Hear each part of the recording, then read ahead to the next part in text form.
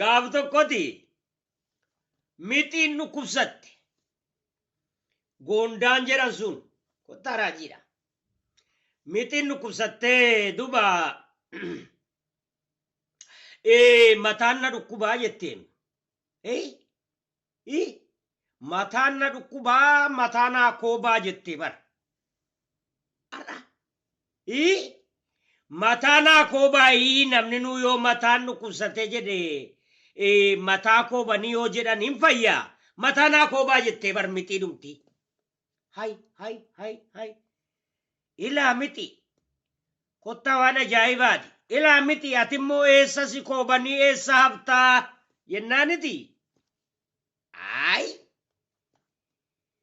Akka na koobaaf illee miti garuu mitiin akka jetteetti bar tokko jettanii akkas hin haasoftan barbaadeetii jette.